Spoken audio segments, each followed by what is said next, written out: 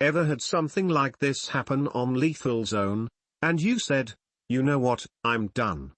Well, don't give up yet and listen to the State of Decay 2 Guide for Dummies. Number 1.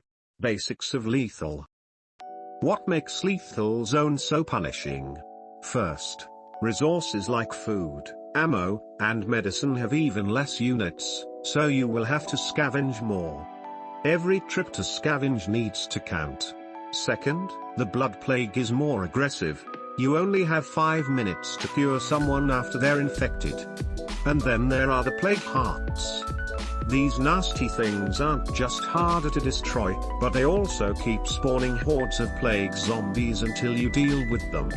On top of that, the map is littered with infestations that can overwhelm you if you're not careful. To survive, you'll need to change how you play.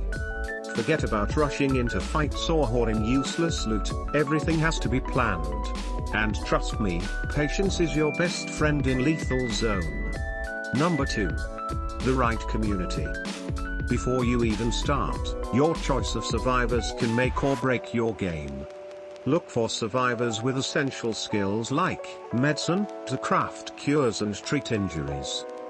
Mechanics, for repairing vehicles and building upgrades. Gardening, to grow food and keep your community fed. Traits are just as important. Avoid survivors with bad traits like wimp or unlucky, which can lower stamina or morale. Instead, look for ones with combat bonuses or skills that speed up building times. If you don't like your starting survivors, don't be afraid to re-roll. It might take a few tries, but starting with the right team will save you a lot of headaches down the line. Let's talk about the early game, where most players struggle. Your first priority is finding a base that's defensible and has enough space for essential facilities. Some good early game bases include Rusty's Roses from Providence Ridge, making your mechanics skill useful, Camp Kellenqua from Drucker County, or the Rural Police Station from Drucker County. Next, scavenging. When you go out, make sure to bring a hiking backpack to get more useful items and gear. Always check locations that match your needs. For example, hit up a pharmacy if you're low on medicine or a gas station for fuel. And never go out at night unless you're prepared. The zombies are harder to see, and you're more likely to get ambushed. Don't forget stealth. Stealth kills save stamina, keep noise levels low, and prevent you from being swarmed. A well-placed sneak attack can save your life, especially early on when weapons and resources are limited. Now for the big challenge. Plague Hearts. These are the key to beating Lethal Zone, but they're also one of the deadliest obstacles. When preparing to take one down, always bring the right tools. Explosives like C4 or grenades are great for dealing damage quickly. If you don't have those, Molotovs and heavy melee weapons like the sledgehammer can work, but they'll take more time. Before you attack, clear out nearby zombies. Plague Hearts spawn hordes when they're damaged, and the last thing you want is to fight the heart and a mob of plague zombies at the same time.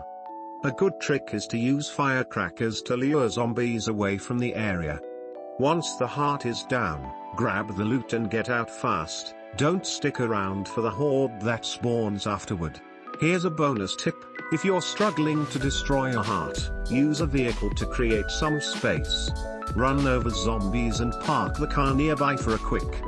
Resource management is the backbone of survival in Lethal Zone. Always think long term. For example, food is one of the first resources to run out, so building a garden or hydroponics early can save you from starvation. If you're lucky, you can recruit a survivor with a gardening skill to make this process easier. For ammo, focus on scavenging gun shops or military outposts. Ammo is scarce in Lethal Zone, so don't waste it on small groups of zombies. Save it for plague hearts or emergencies. Fuel is another critical resource. Without it, you're stuck walking everywhere, which is both slow and dangerous. Prioritize gas stations and keep a gas can in every vehicle you use. By the late game, your community should be stronger, but the challenges get tougher. Rotate your survivors regularly to prevent exhaustion and injuries. A tired survivor can't fight effectively, and one mistake can cost them their life.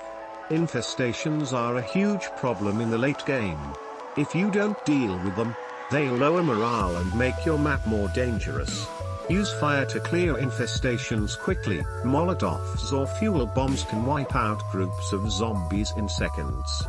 Finally, don't forget to upgrade your base. Facilities like the infirmary and workshop are essential for survival. An upgraded workshop lets you craft better explosives, while a level 3 infirmary gives you a better chance of curing blood plague. And that's how you conquer the lethal zone in State of Decay 2. With the right survivors, smart scavenging, and a bit of patience, you'll be able to survive even the toughest situations.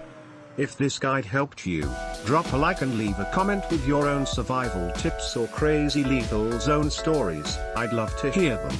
And don't forget to subscribe and share to people who are struggling on lethal. Thanks for watching and goodbye.